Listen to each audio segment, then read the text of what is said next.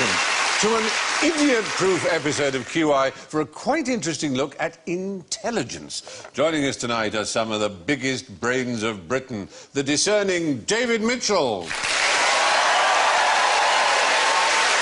the judicious Joe Brand, the perspicacious Phil Jupiters,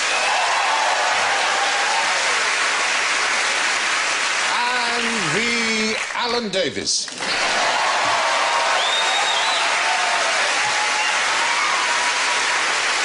And they're absolutely buzzing with intelligence. David goes. Joe goes. Phil goes. And Alan goes. Pass.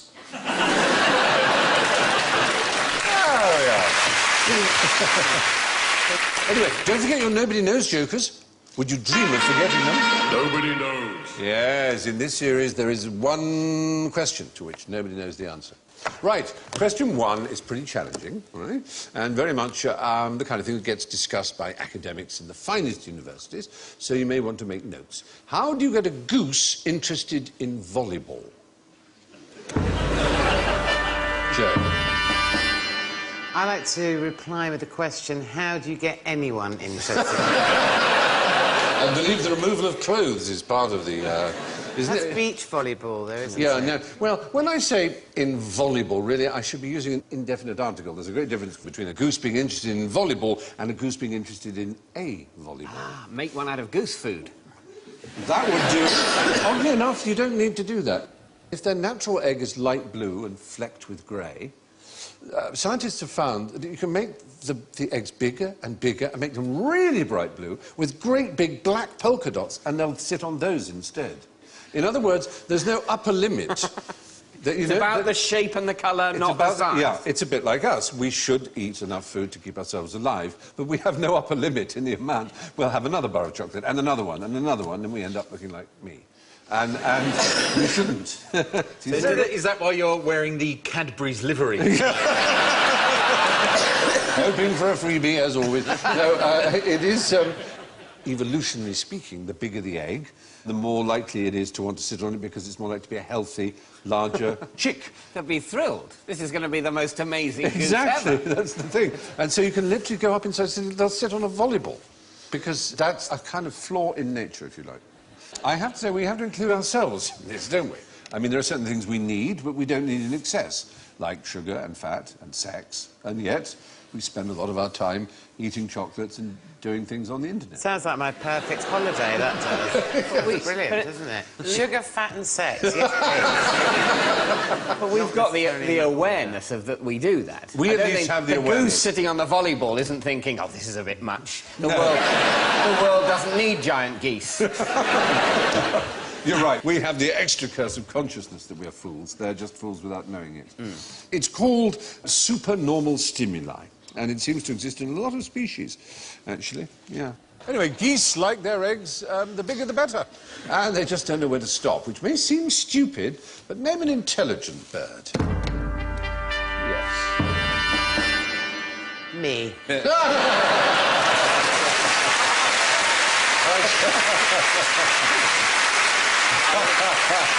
I was going to say Shirley Williams.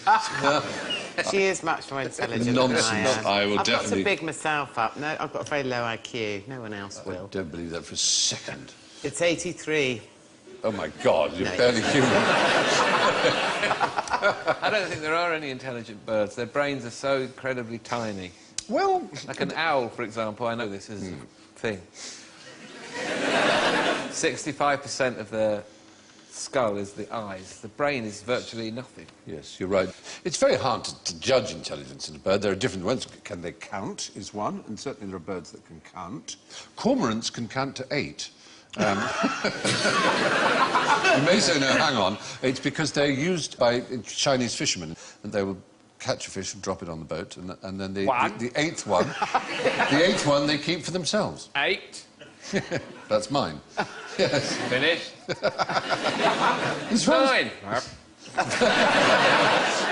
But the generally smartest group is not smart because they count, it's because they solve problems. And this group are the corvids, which is to say, well, do you know what it means? Crows. The crows, the ravens, the jackdaws, rooks, the ravens, jackdaws, the magpies. What's interesting is they can look at a problem.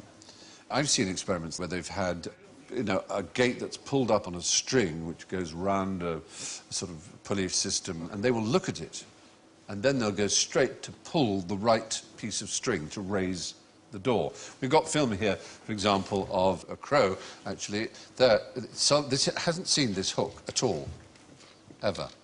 It's its first time. It's working it out. It's seen that it's got a bent end. It's put it at the right end, and now it's pulling that out. How bizarre. It's quite extraordinary. It's there, and then it's got its food. They do seem like the most evil of birds, don't They're they? often considered creatures of ill omen, aren't they? And in Shakespeare, they're often used as Yeah, symbols. but that's because you're just seeing them with Carmina Burana playing. Yeah. Now, if you imagine Oh, a crow... you think I should get something else for my iPod? Tijuana Taxi Spanish by Flea. Herb Albert. Yes, Yeah. exactly. You see, that's a nice crow. Put a sombrero on it, take the edge off Yeah, it. but even if you had Carmina Burana and you were looking at a robin, you wouldn't think the robin was evil, would you? I would. Would you? Yeah, dirty bastard. Music Anyway, there are intelligent birds, it would seem, and in the crow family they display intelligence aplenty. Who first cracked the Enigma code? Yes. Was it the Poles? Top man! Absolutely right. Yeah, good solve. Yeah. There's a general feeling that we did all the work, but in fact it was a Pole in 1932, as early as that, who first cracked how an Enigma machine worked. But in the late 1930s, the Germans changed the way they worked, so that I think there was something like 364 billion possible settings each day to the daily code. Now, that's not something you could guess. But the first one to crack it in the beginning and see how it worked was a young Polish mathematician called Marian Rejewski. And if you ever go to Bletchley Park, and I do urge you to do so, there is a splendid statue to him, and... Have they got a good shop there? They have a very nice shop. They also have a museum of computing, which I know would excite you almost... Oh, indeed. Indeed, I can... Already moist. I mean, it is well established. The work on Enigma did do a great deal to hasten the end of the war. Eisenhower estimated that it shortened the war by 2 years, which is hundreds of thousands of lives. So it was an extraordinarily important thing that these boffins got together. But how do you think they were first brought together at Bletchley Park? What was the first move the government made to assemble the boffins? Singles club. It was almost that. It was a telegraph crossword competition. Especially fiendish telegraph crossword. And the winners were sent letters saying, you might be our kind of chap. But anyway, they then soon became aware that having people who knew that cart horse was an anagram of orchestra was not going to win them the war. They needed really great mathematical minds. It's when the world changed, isn't it? It's when the world changed. It'll be fascinating conundrums Yeah. that the Nazis will set us. But, We'll have to find clues and follow them. No, you just need a supercomputer. But fortunately, there was a man ready for it. It just happened to be that history had thrown up a quite brilliant mathematician called Alan Turing, who was at Cambridge at the time.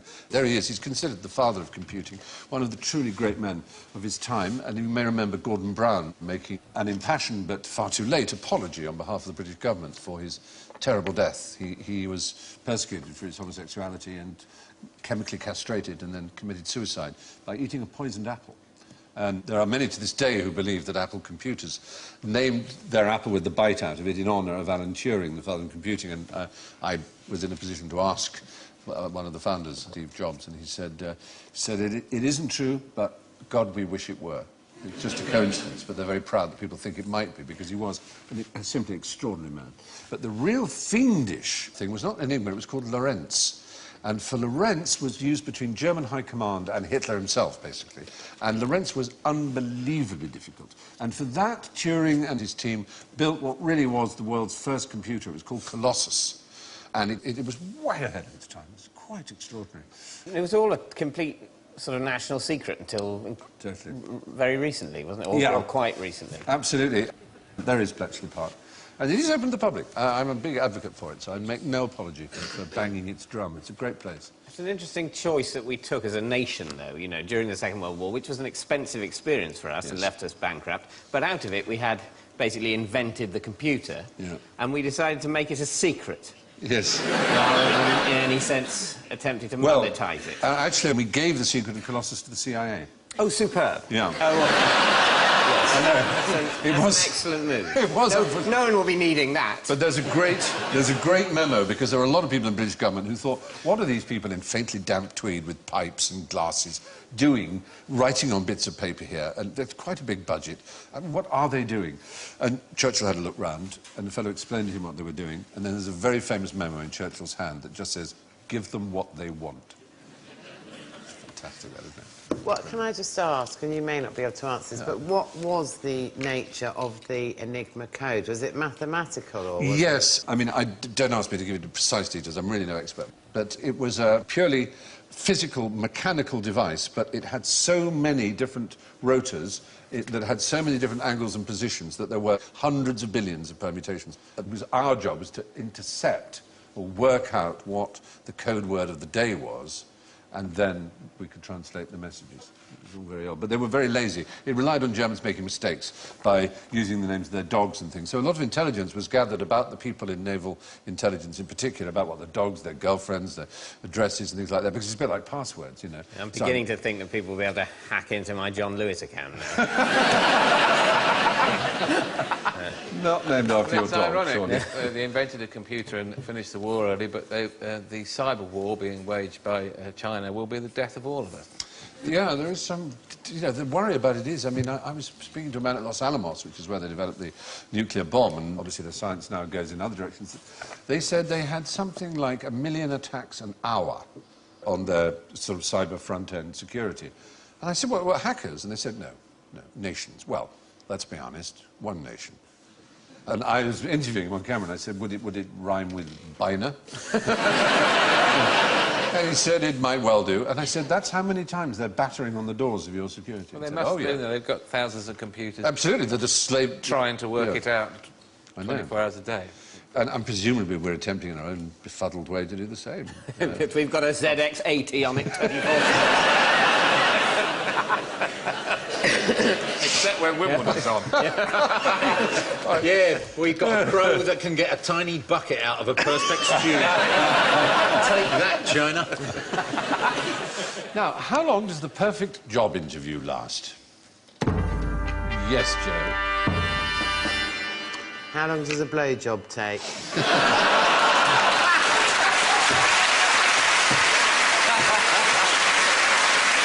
The extraordinary thing is, the answer is exactly what I got on my card. It's 12 seconds. You're absolutely right. Wow, very good. Yes, it does seem that 12 seconds is enough. And bizarrely, you don't even have to hear. You can see video of someone, and most people will agree, give him or her the job. After 12 seconds, the mind has been made up, it seems. There's something about the attitude, the confidence, or whatever it is, it's likely to come across in 12 seconds. And if it hasn't come across by then, it won't come across any more than that. So it would seem. Have you ever had to apply for a job? I've applied for loads of jobs. Yeah. Never got any of them. You're here, aren't you? Yeah, well, that's true. I got didn't this apply one. there. I slept with you, as that's you well right. know. One of the best 12 seconds of my life.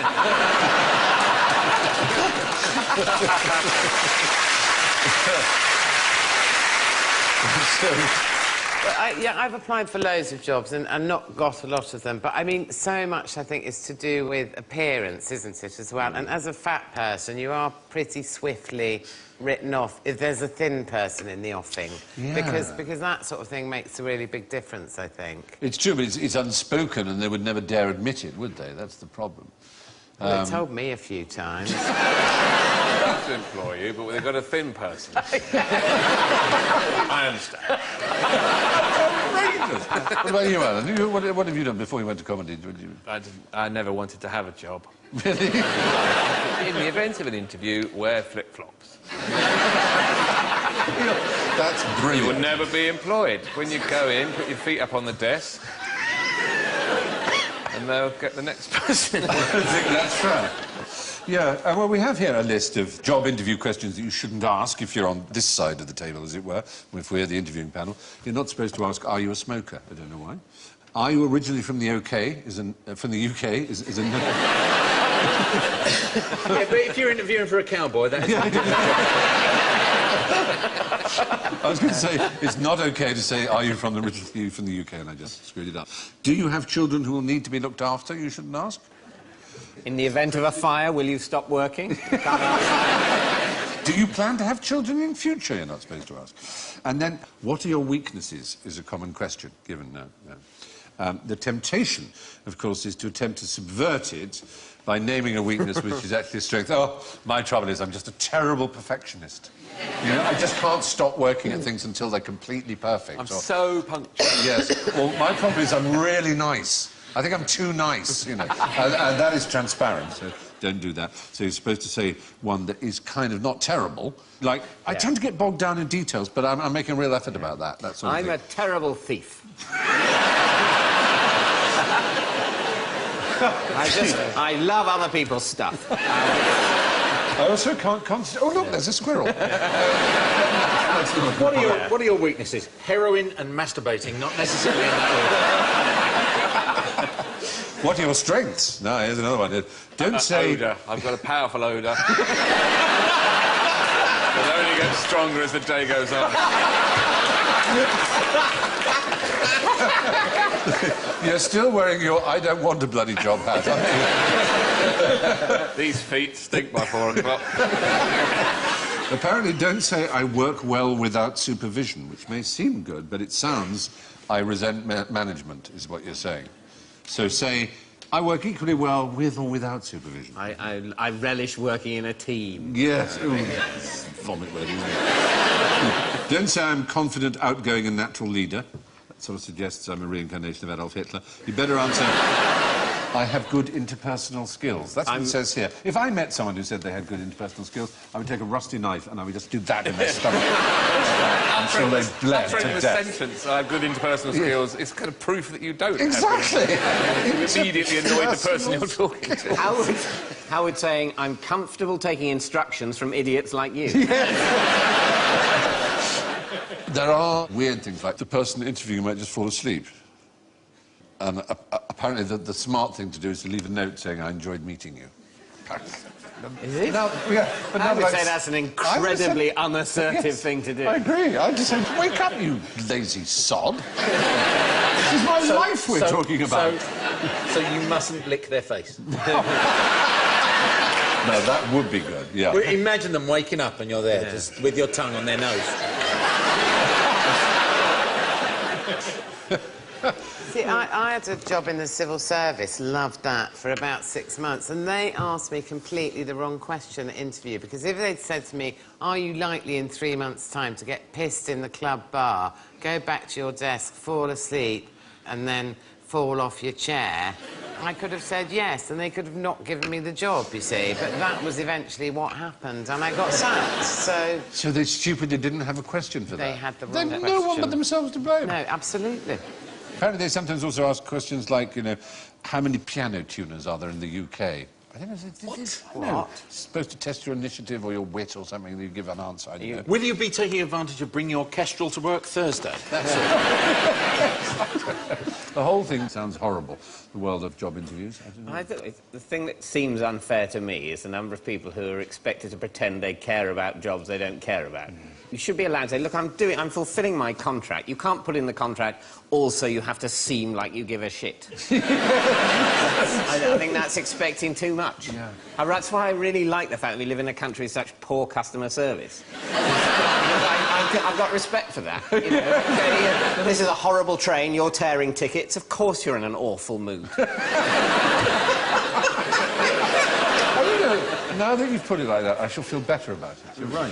Why have a cheesy grin on your face if you are working in an awful supermarket? Well, it's the sign either of a liar or a moron. Yeah. It's quite funny when people are rude in shops, isn't it? Yeah. It still takes a bit by surprise. My wife went to a shop today. They wanted to buy an ironing basket.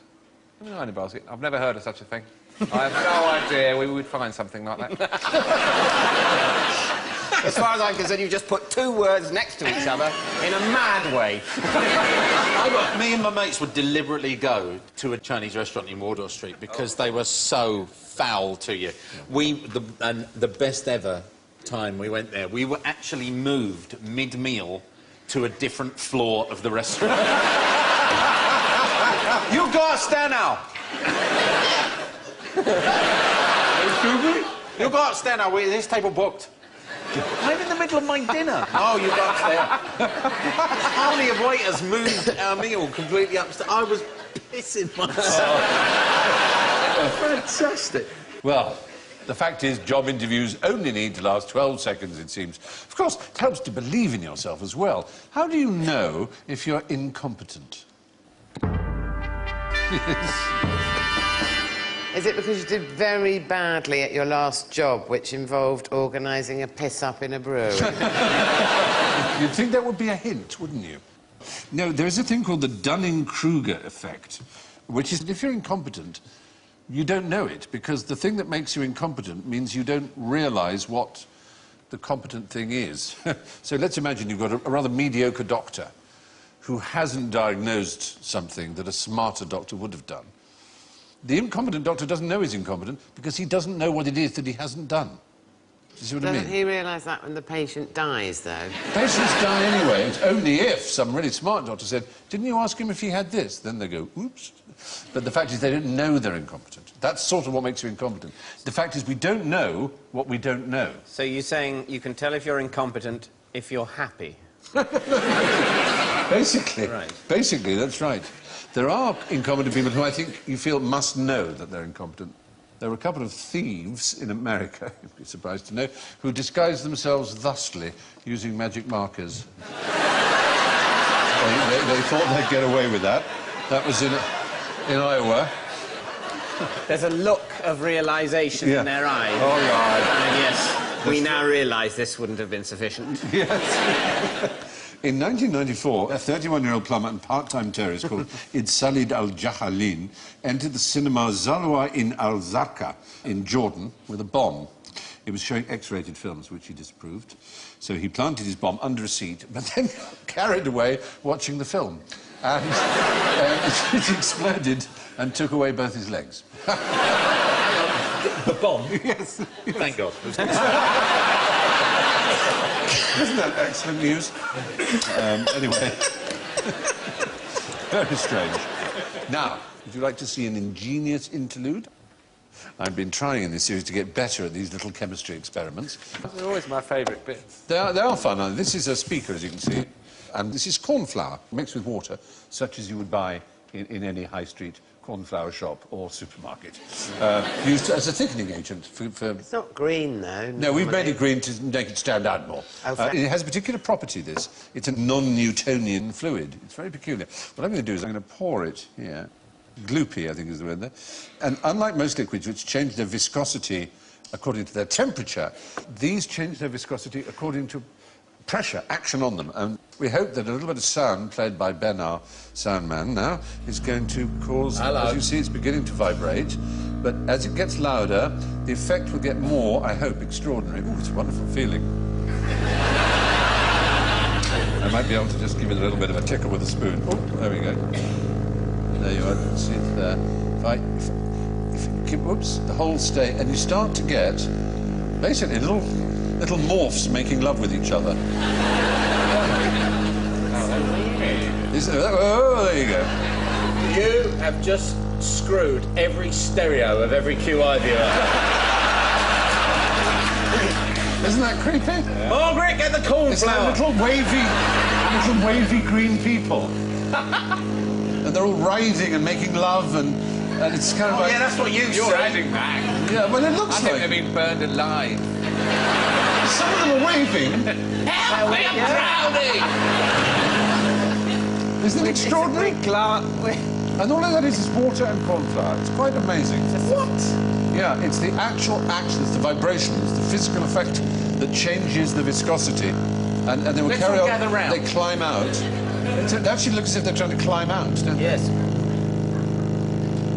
It's rather beautiful. That is fantastic. Isn't it? It's like a glimpse into hell, isn't it? Yeah. All the souls writhing That's around exactly and it. trying to Yes, escape. yeah. Yeah. That's just what it looks like. Maybe yes. it is. It's Souls Dante's in stereo. agony. Well, there we are, and then it goes quiet again and settles back into liquid form. Isn't that amazing? Yeah.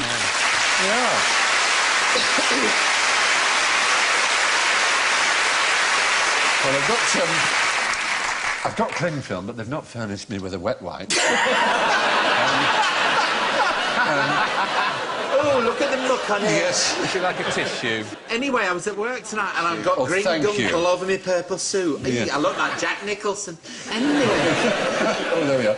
So there are various kinds of these non-Newtonian fluids, and they are working on a kind of liquid armour, which is a weird idea, but the higher the pressure of the bullet, the more solid the liquid will become.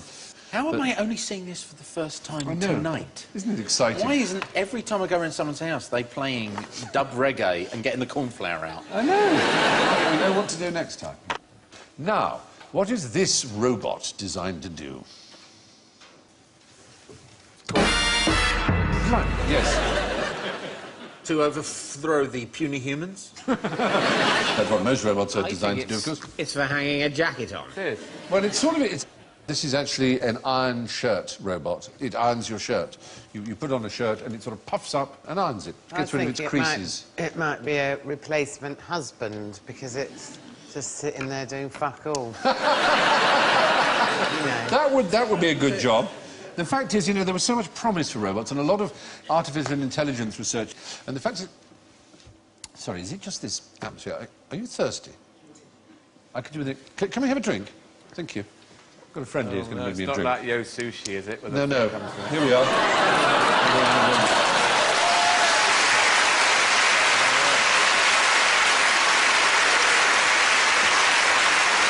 This is for you. Thank you. That's very kind of you. Welcome to QI, Asimo. Thank you, Stephen. It is great to be here. Isn't he marvellous? Here I am, brain the size of a planet. Opening doors. So you're the most advanced humanoid robot on the planet, is that right? That is what they tell me. Why don't you show us what you can do?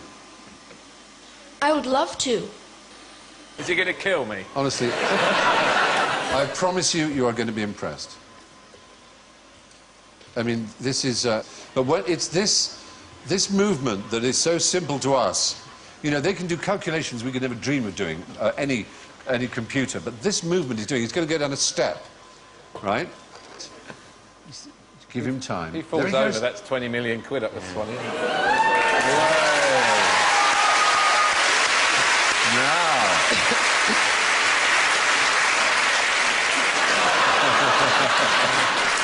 Now he's going to do something that I think no one in this room will have ever seen, which is, I think, truly miraculous. Studio audience killed by runaway robot. No, he is going to Like, run. I'd like you to run, Asimo, and this takes him a bit of time, but both feet will leave the ground, and he will run. Very good. Oh! Isn't that amazing? Isn't that incredible? Well done.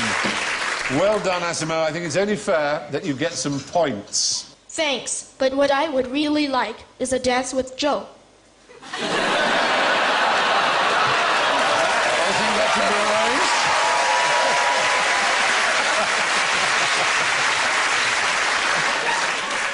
arranged. He wouldn't say that if he'd met me. Hi, Joe. Hi, Asimo. I'm married, sorry.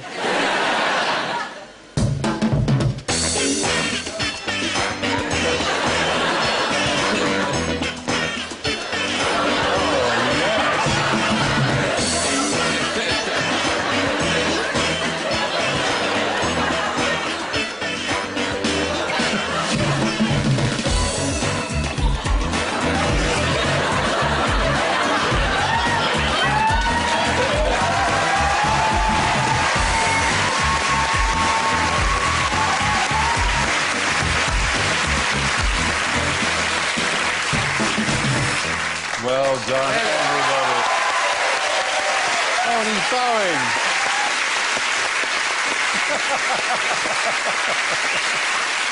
Amazing. I've Thank scored. you. Thank you very much, Asimo. Goodbye, then.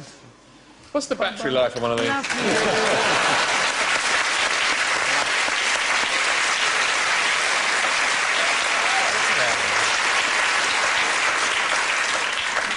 There he goes. You can't He's help round the feeling corner. that he is heavily weaponised. So why do you think he's called Asimo? Well, can I just say, first of all, it's bloody depressing that even a robot can dance better than him.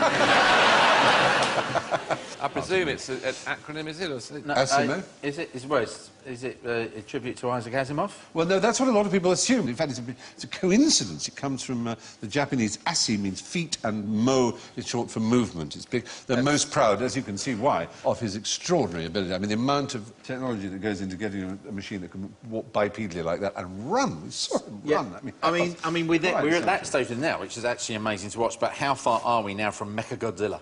Ah, that's what we need, isn't it? That's a great, big, tall one, bigger than buildings, running around Tokyo. Breathing fire as well, doesn't he?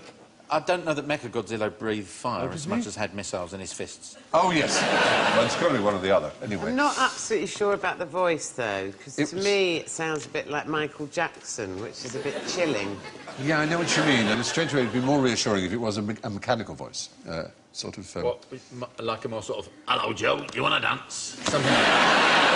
Or maybe if it Bernard was Manning. like Stephen Hawking, it could talk to you like him. Yeah. That's really good. Yeah. Thank you. I think it would have been more reassuring if its dancing was sort of like robotic dancing, you know, rather than trying to be human. I find its attempts to be human tragic. Well, aren't you easily pleased? What I'd like now is for it to be like Jerry Springer and the robot runs on and goes, who are you calling rubbish? And then big blokes in QI black T-shirts have to pull it off of it. Get off me, you slags. Get off me, you slags. He was asking for it. I want a DNA test.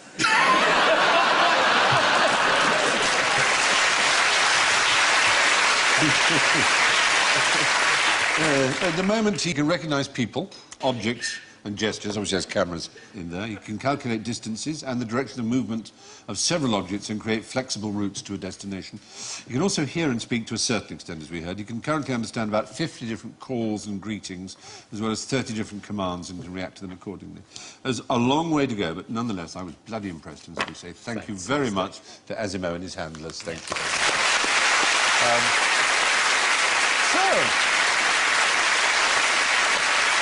That brings us to the all-too-human world of general ignorance. So fingers on buzzers, if you please. How many piano tuners are there in the UK? Is the right answer. You're good at that. Yes. It's a very strange thing. But even the British Association of Piano Tuners has no idea how many piano tuners. They think they're somewhere between 1,000 and 10,000 is their guess. Really? That's really a very wide gap. It is a very wide gap. They just don't know. I mean, I suppose you could try and work out. You could look in the yellow pages and you could count if people use What yellow about the pages anymore. census? Don't people have to put what their job is in the census? Yes, but a piano tuner is very often, it's a kind of moonlighting job. You don't necessarily, you're not necessarily a full-time one. I like the idea that the part-time masturbating terrorist was also a piano tuner as well. And his many other jobs. Indeed, indeed, and a dental technician. Also delivered the Baghdad Exchange and Mart. Yes. On a clock face, how many times per day do the two hands overlap? This is definitely a question to avoid answering at all costs. I mean, isn't it not every hour? Surely, so 24 to 12 times? Well, you'd think it would be 24. You'd think it would, until you reason thusly, that the first time it overlaps is at 12 o'clock. And then at 1:05 and 2:10 and Yes, 3:15. you lose an hour, You lose one 2 in hours, 12. In fact, we can show it speeded up, and you can see, you can count. So it starts with 1, 2, 3, 4, 5, 6, 7, 8, 9, 10, 11, 12, 1, 15, 16, 17, 18. I feel like I'm getting older. 22 is the answer, yeah. And you can do the math. As much as the hour hand moves forward to the 1, it takes the minute hand a little more than 65 minutes to catch up with it, not 60. And there are 1,440 minutes in the day. Divided by 65 equals 22, and the tiny bit. So that's 22 overlaps a day. There, you look pleased. Can I just say, I used to think I was intelligent, but I'm not. Obviously. Oh, you are. It's one of those things. That at all. But you can make up for it by telling us where the biggest clock face in Britain is. Is it going to be in a public place like a railway station? No. Is it one of those, like, garden ones? Is it a floral? No, it's not. It's not far from here. Palace of Westminster? Oh, no, I'm afraid it's not the Palace of Westminster, no. It's not what is wrongly called Big Ben or St Stephen's Tower. It's not that one, though that is a jolly big one. That's 23 foot in diameter. The one we're after is, I won't say opposite it, because it's on the wheel. same... Is it the wheel, the Millennium Wheel? Does that get used? No, that doesn't go into the clock. It's opposite the Millennium Wheel, virtually. I mean, it's... Oh, the Shell building? The Shellmex building on the Strand. Absolutely right. It's now the headquarters of Penguin, the publishers. There it is. Oh, yeah. It's rather splendid. It's the biggest clock face in Britain. The second biggest after that is actually not in London at all. There's the Royal Liver Building clock, which is also slightly bigger than the what we'll call for convenience. Dancing. Big Ben. Masking. Yeah, that's it, the Liver Building there. Hey. Yeah, hey. Hey. Now then. So, the hands on a clock, anyway, overlap 22 times a day. When was time immemorial? The Simpsons.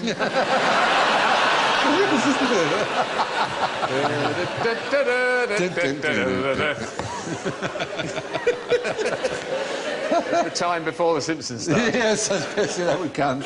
I don't really understand what time immemorial means. What it means is if you say, for example, if you can prove in a court of law, say, that you've been grazing your sheep on a piece of common land since time immemorial, that means that you don't have to re-justify your right to do it. That it's a practice that is established and it's been done since time immemorial. Does it literally mean forever? Well, no, it doesn't. It actually specifically originally meant the 6th of July, 1189. Which There must have been a lot of excitement in the run-up to that. Time immemorial tomorrow. So at last we can get things sorted. Because whatever's happening tomorrow, we stick to. It was the day of the coronation of a particular sovereign in our country. Richard the First. You read history, and that's damn good. It shows that wasn't a wasted education. It was indeed Richard I who was crowned in 1189. And for some reason, it was decided then that the first Statute of Westminster, which was a few years after his reign, it defined his reign as the limit of legal memory. Did they have to raise such an army just to catch those 2 seagulls? There they are! After the men! They've been flying since time immemorial! The one on the right saying, I can't believe we're doing all this for those 2 poxy seagulls. Do you think the French, when they saw that lot coming towards them, thought, oh, my God, it's the Red Cross people. Try and not meet their eye. Try and not meet their eye. Sorry, mate, I've got to go. I can't stop. Now, what is the brakeman's job during a bobsleigh race?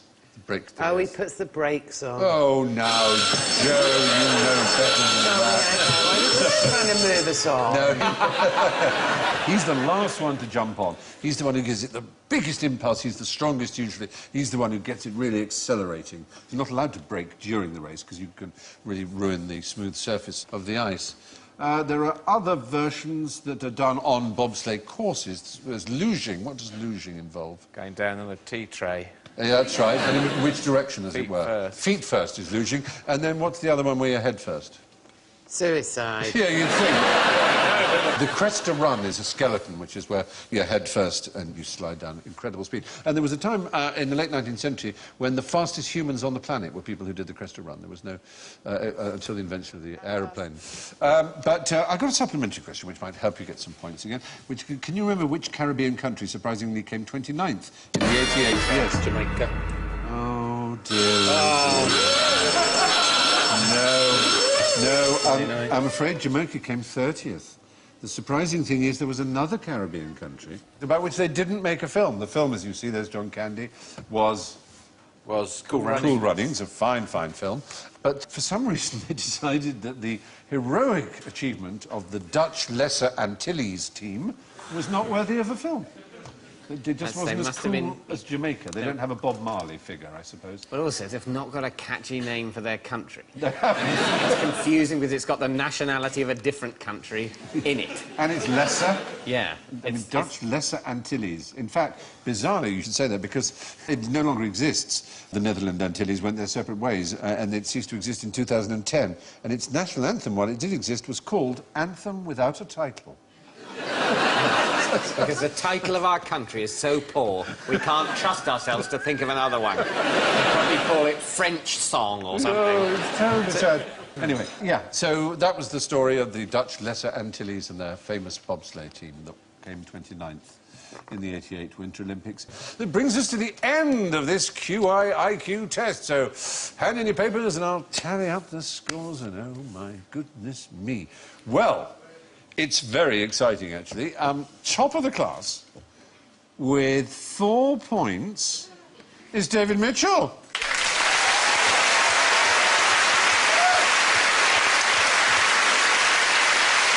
In second place, with -4, is Phil Jupiters.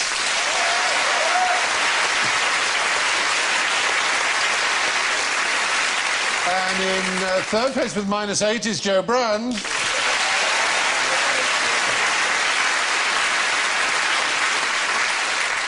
In clear last place with -16 is Alan Davies.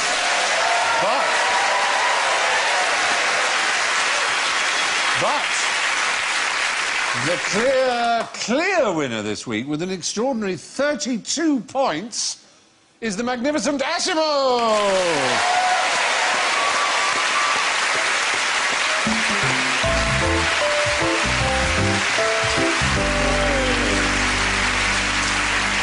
So it's good night from David, Phil, Joe, Alan, and not forgetting, of course, Asimo and me.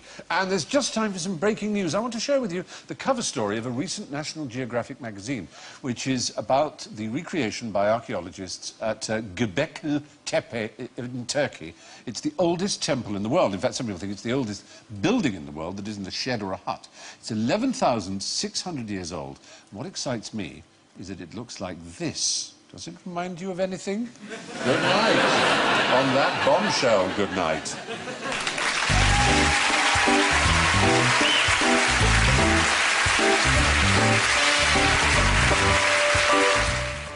Only Connect is here on BBC HD at 8:30 on Monday, and it's the series grand final. Don't miss that.